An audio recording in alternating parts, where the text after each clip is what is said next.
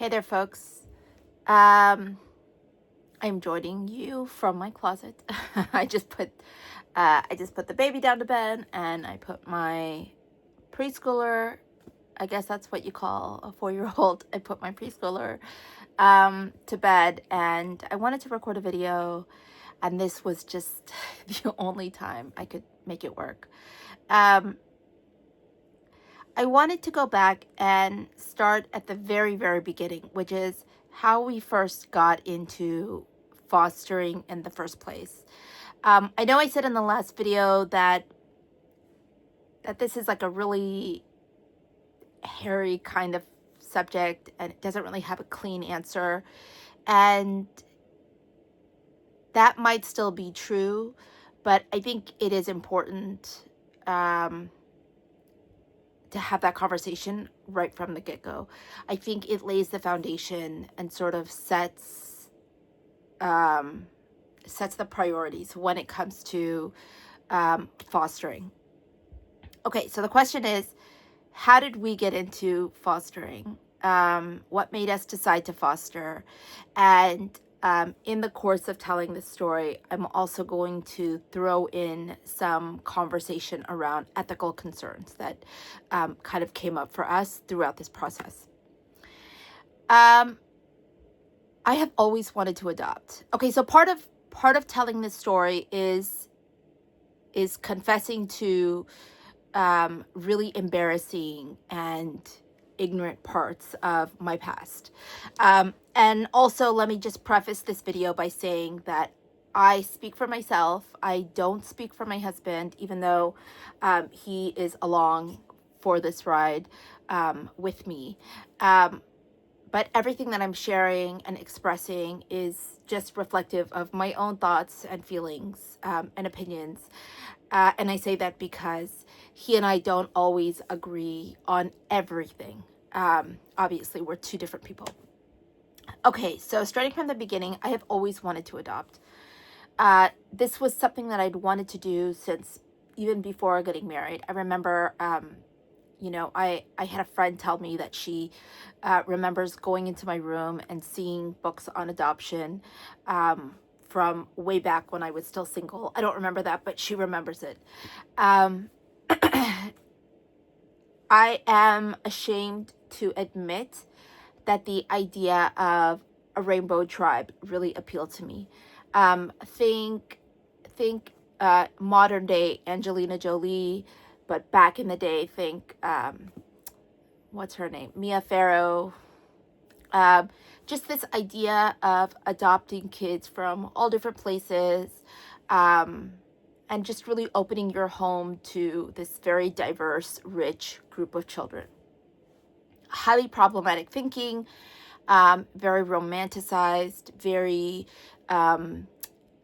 adopter centered kind of thinking, and we'll go into all of these things later. But at the time, this is something that really appealed to me, and it was something that it carried with me into marriage. Adoption was something that we had talked about several times. It was something that we had looked into very seriously, and it was something that we both really wanted to do. Now, when it comes to adoption, you really have three main choices. Okay, so when you're living in the US, the first is private infant adoption. This is where you go through an agency, or even worse still, you go to an adoption consultant. And there are very big ethical concerns about both of those areas, but more so with consultants. But anyways, you can go the private infant adoption route. And this is essentially where a family chooses an adoptive family for their child that they're giving birth to. The second option is to adopt internationally. And the third option is to adopt through foster care. I'm going to talk about each of these in briefly and in some detail. However much I can manage in this video without, making this video 3 hours. So let's go to the first one. The first one is private infant adoption. So in the United States, if you were going to go this route, um, most of the market, and yes, I'm using the term market because there are huge parts of it that are sort of consumer based, in how it's set up. Well, okay, let me just start from the beginning. Okay, if you're going to go this route, most of the consumer base for private infant adoption is from the Christian world. It's a lot of Christian agencies getting babies from families, and taking those babies, and I'm trying to be very respectful in the words that I used, and I'm trying not to use um, the word trafficking. But essentially, you have agencies that are getting babies from expectant moms, and moving those babies along to families that get chosen. Usually, it's Christian families that get chosen, and they go through Christian agencies to do this. Now, that's not always the case, but that is the case a lot of the time. It's very rare and very difficult to get placed with a child if you are a Muslim family. That being said, the reason that I'm very critical of this kind of adoption is because there's a lot of things that I think that they do in this form of adoption that are extremely ethically questionable. Now, this whole conversation usually centers around the perspective of hopeful adopting families, hopeful adopter families. I don't know what the correct term is actually for the ones that want to adopt. An adoptee is somebody who's been adopted. So the families, it really revolves around the perspective of the people that want the kids. And as we have a conversation around ethics, and as I continue to share my story and journey along this spectrum, we really need to switch that perspective and make it very child-centered.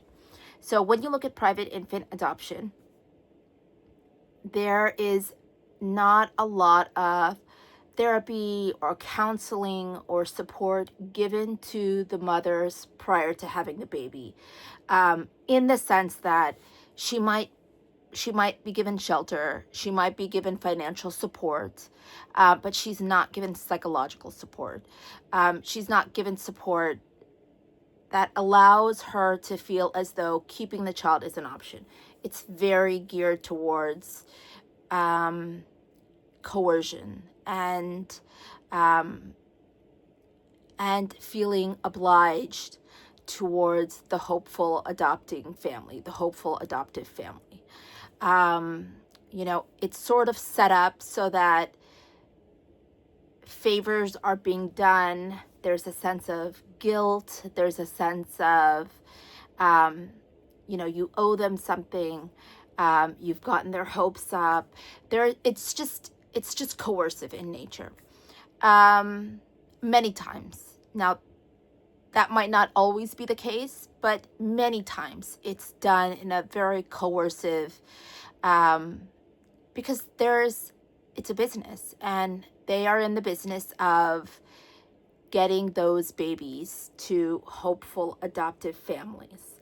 And those agencies are making money from that exchange.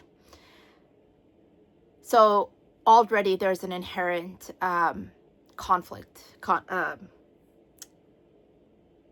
There's just a conflict. Okay. That being said, is there a way that they could set this up so that mothers did not necessarily feel like they have to go through with it? If there is, that would be the most ethical way to do this, to where she's really given in a significant amount of time to make that decision. Most states, there's a very short window after delivery happens where a parent can change their mind, that window needs to be expanded significantly. You have mothers that are possibly medicated, you have mothers that are, hormonal, going through postpartum.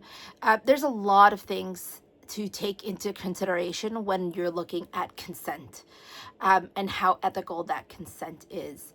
Anyway, so that's private infant adoption. Okay, the second option, if you would like to adopt, is to go the international route. And this is basically where we spent a significant amount of time next. I went to a couple of different orientations for international adoption agencies.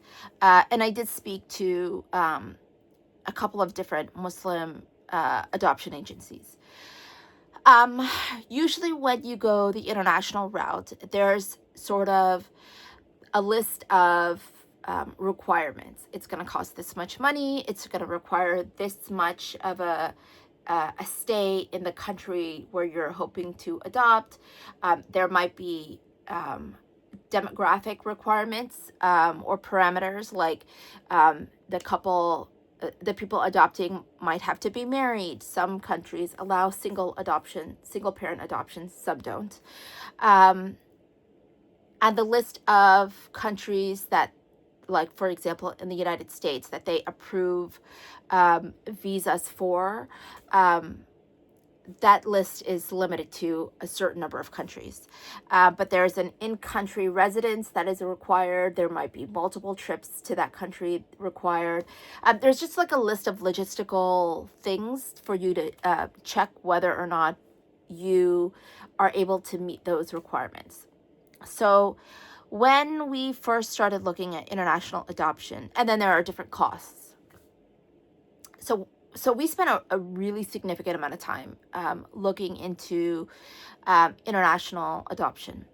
And we actually ended up not going this route because it wasn't an option to us. When we were looking at going international, we had moved to Colombia. And as people from the U.S., like U.S. citizens living abroad in Colombia, there really was no option for us in terms of adopting internationally while we were living somewhere else. Okay, so that kind of closed the window for us in terms of international adoption. After that window was closed, there were some ethical concerns that I started to learn more about. The first being what defined the term orphan really needed to be scrutinized. A lot of times, kids that are up for adoption, and sometimes even labeled as orphans, are not truly orphans. They have one living parent, or they are in care because of poverty. Sometimes children are in care because there's an understanding that the parents, both of whom might still be alive, but are unable to support those children. And sometimes there is confusion about the contracts that they sign before those kids go into those orphanages. There's been a lot of documentaries that have come out where parents in those countries will say that they were under the understanding that they would eventually be able to get their children back. So there's just a lot of question marks about those kids that are put up for adoption. The other ethical consideration is where these children are coming from.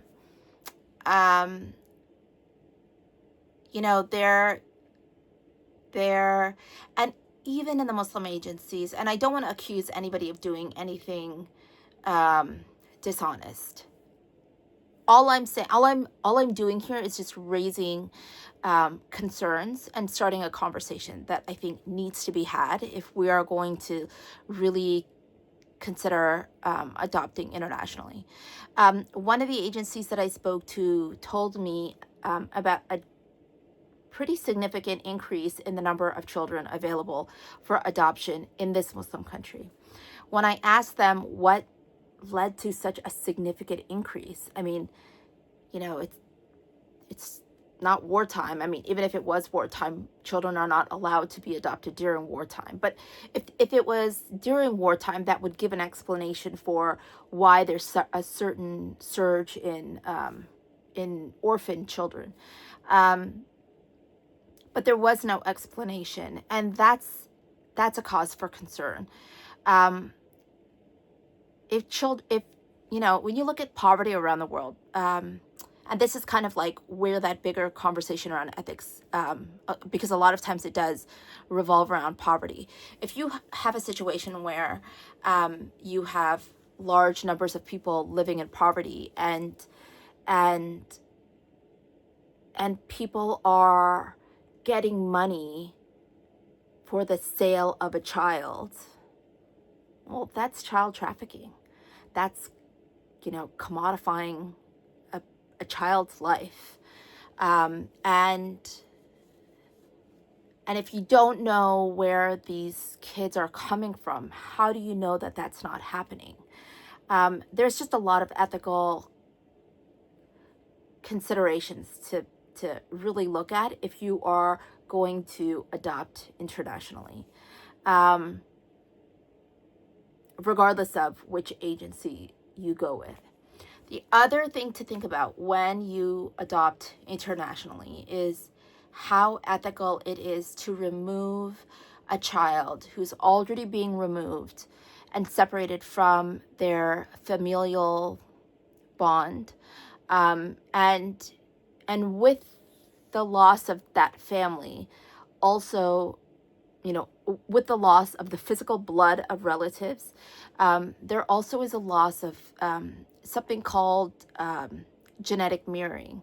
And genetic mirroring is this idea that when you look at people that are genetically linked to you, that you are related to you, that you are related to, there's a certain part of your identity that gets built from you seeing yourself, you seeing your genetic self in others. It's like a very crucial part of your identity formation.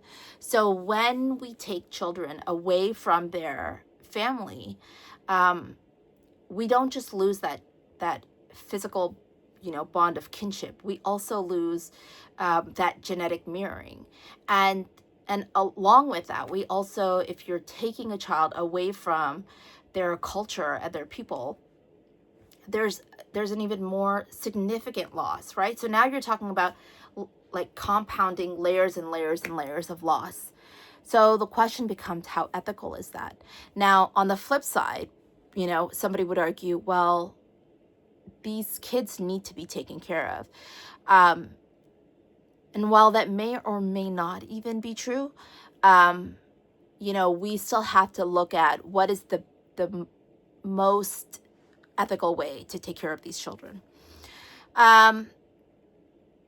For me, I started to feel very uncomfortable with the idea of removing a child from their culture. And I told myself, if we did adopt internationally, I would feel really only comfortable adopting a child from Pakistan and India, where that culture would be reflected in our own home, and also we would have the ability to speak their native tongue and to travel back and forth to those countries, and also possibly Colombia. Only because we'd lived there, we felt like we really got a stronger sense of the people. You know, we had enough of a foundation in terms of language that we could carry that on. But when you take a child from another culture, it's important to realize that ethically, you you don't just need to expose that child to their culture, but you have to also allow that child's culture to infiltrate in your home as well. Um, so that there's a back and forth mix, that you're not just um, creating a space where this child independently can access their culture, but you're allowing that child's culture to take up space in your own home. Okay, so that's international adoption. Even though it was not really a possibility while we were living overseas in Colombia, when we came back to the US, it was a possibility, and it was something that we could have done. And we decided not to go that route. The third option is to adopt from foster care. Now, we actually started looking at foster care primarily through the lens of wanting to adopt. And again, just like with all of the other avenues of adoption, it was our views on it were something that was constantly evolving. I actually went to my very first foster care orientation, I think in 2015. So quite a long time ago. And I proceeded to go to that same orientation 4 times before I actually submitted our application, and we really finally started that process. The third time that I went to the orientation was right before we moved to Colombia, and I had actually filled out at that time. The application was a form, like a big thick packet of papers, and I had filled out the entire application, and then my husband got the job in Colombia, and I remember I put that big thick application on my desk, and it was packed when the movers came to pack our stuff. It was packed up, and it went with our stuff to Colombia, and then it came back here, and it's somewhere here in this house. I know, because I remember seeing it. But when we came back from Colombia, by that point, I was older. I was wrapping up my grad school, and we decided to have another child. And so we had our 4th child.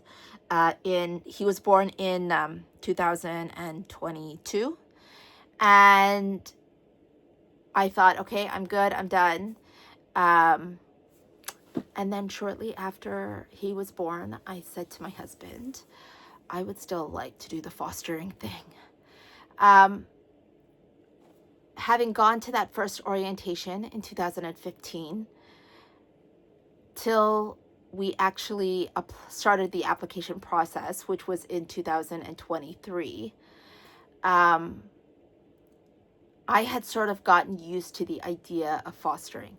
Initially, and this was true even when we were looking at international adoption, initially, the desire was always to have as healthy and as, I'll just term it as neat of a baby situation as possible. All of the usual things that people want when they first come to adoption. We wanted the baby to be healthy. We wanted the baby to be as new as possible, as young as possible. This idea of, babies just being a blank slate. This kind of thinking that just completely removes the reality of life in the womb. And there's no such thing as a child coming with a blank slate. They have already been pre-programmed for several months with the sounds, with the, on a cellular level with their mother, taking in the sounds from the environment, taking in all of the feelings, good and bad, from their mother. All of that, all of those happenings in in that first year of life, that first year in the womb, basically. Um, you know, it disregarded all of that. So by the time that I had, you know, by the time that we got to that orientation in 2022, we'd already started to shift how we were looking at adoption. Again, in the beginning, when you first start this process, it's very me-centered. What would be convenient for us? What do we want? You know, what would fit nicely into our life and our family? And also this idea of like a child being a blank slate that we can then put our imprint on, right? All of these things that just completely disregard this child as a person, everything that's already been put into this child, and all of the ancestry and lineage and centuries and centuries of, you know, backstory that come into this little human being that, you know, you see before you. We'd already started to shift our way of looking at these kids, and just acknowledging that they're not coming to the table as blank slates. They're coming with all of that history and all of that substance that means something, and that should not be erased. We also started to get used to the idea of meeting children where they are and wherever we are needed. You know, adoptive parents tend to look at things from the lens of, well, this is what I want to give and this is what I want to do. And the shift towards foster care really kind of taught us that you have to show up however they need you to. So anyway, so we started looking at fostering really much more seriously after the birth of our fourth kiddo. And, you know, 2023, we started the process. It was post-COVID, so fortunately for us, everything, you know, moved online. That very, very thick packet of papers, all of that same information was still required. It was just, you know, submitted virtually. And, you know, just in terms of like what that paperwork entailed. Actually, I'm wondering if I should make a different video about the process. But essentially, we arrived at the idea of fostering because we went through the door of adoption. That being said, once you enter the world of fostering, you know, I always describe fostering and adoption as two different intentions. You know, fostering, the goal of fostering is always reunification. You are there to carry a child until and unless a parent is able to regain, or the family is able to regain care of that child. You are there to carry that child until that process. There are times when that reunification just, it's not possible. And when that happens, I think that, and this is just my feelings on the subject, I think that the intention to foster is very different than the intention to adopt. Even if you have a desire to adopt, I don't think that ethically you should foster unless you are able to fully embrace the intention of fostering. Because if your desire is to keep that child, then you will never do justice to your role as a foster parent, which is to help the healing and support this family through this very rocky, sometimes painful journey towards healing. For me personally, I find that I have to really support them in that reunification process. And I have to give that really everything that I can, in whatever capacity I can. Now, as a foster parent, I might not always have the capacity to do that. And this is something that my husband and I are not always completely on the same page about. Sometimes he thinks that I tend to get too involved with the bio families.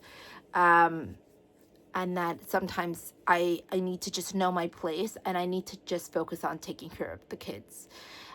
For me, I respect that opinion, but I hold a different opinion, which is that I think that the nature of fostering in and of itself is highly problematic, and it doesn't align with what I know to be true about human development, which is that human beings are not like machines.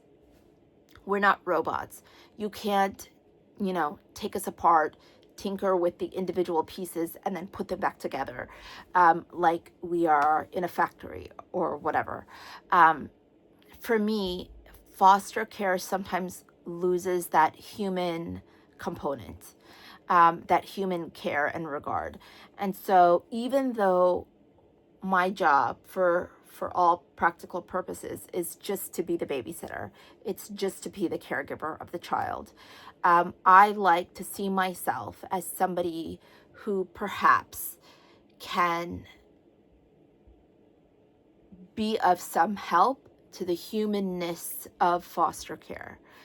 And so for me, what that could look like is just showing kindness and empathy and regard and grace to bio families.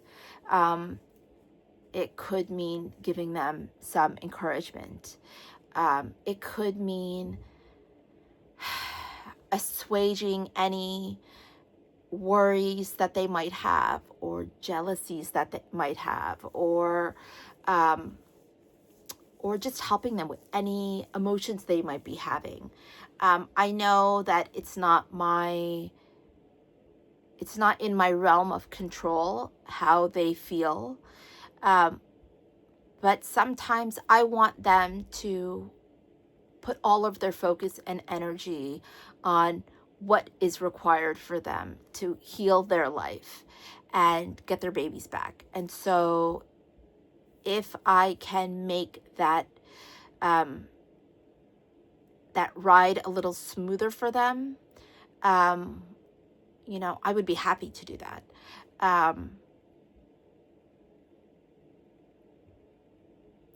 Sometimes I feel like there are different players in foster care. There's the child's attorney,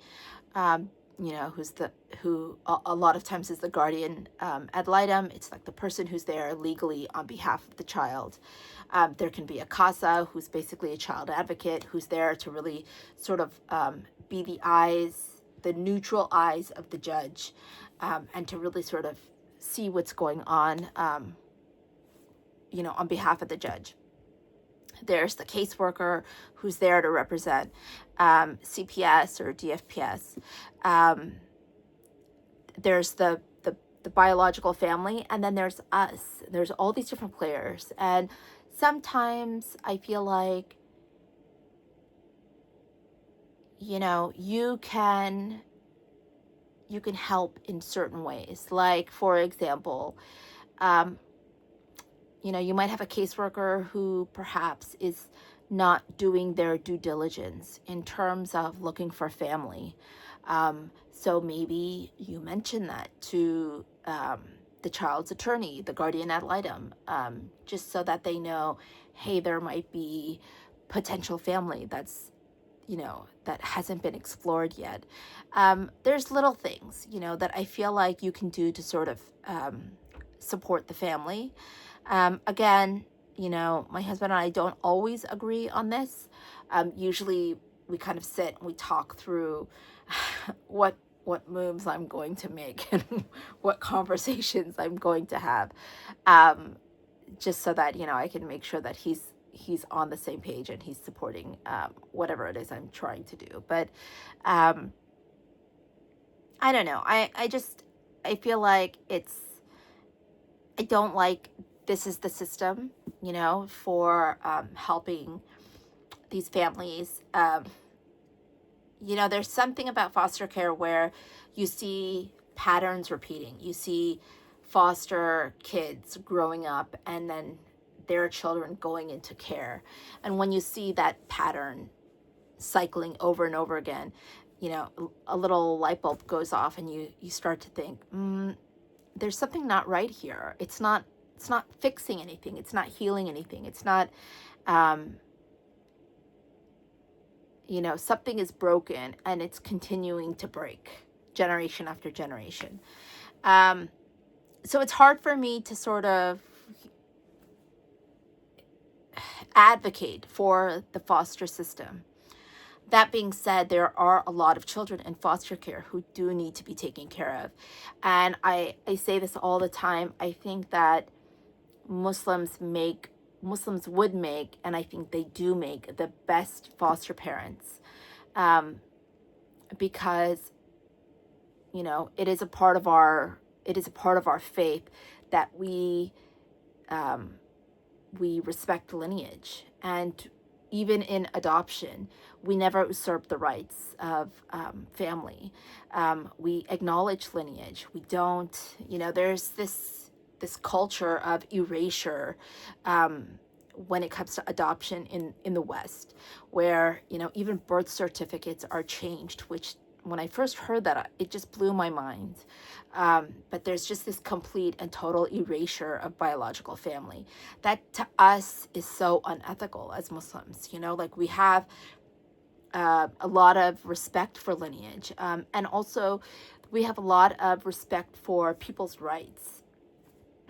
You know, we don't live in these nuclear family silos. We are used to, you know, extended families and extended webs of community, and this interwoven system of rights that, you know, people have, you know, from one another. And so for us, I think that, you know, our values make for better foster parents. But I think that's all I really wanted to talk about in terms of like our journey from adoption. I know it's very taboo to talk about coming into foster care through the doorway of adoption, but the truth is most people do come to foster care through that door of adoption. That's the desire that they have. But that being said, I don't think it's impossible to convert your intention over to a fostering intention, and I think it's just a more ethical intention to have, because you're really thinking about what's best for that child. And the truth is, the research shows that what is best for that child is for their family to remain intact and for their family to heal. And, you know, at the end of the day, you have to value what is best for that child over what your own heart desires. You know, that's what it means to live, and put your ego aside, right? And to parent from a place of, or to care from a place of less ego. And I just think it's just the nature of Muslims. Like that's what we do. We put our ego aside and we think about what Allah wants over what we want, right? What is the greater good over what our own heart desires?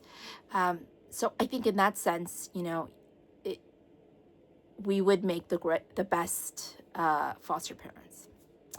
But I hope I answered all the questions. I know I kind of meandered quite a bit. I hope I answered all the questions related to this topic. If I didn't, as always, you can DM me more questions or shoot me more questions in the comments. And with that, I will see you guys soon.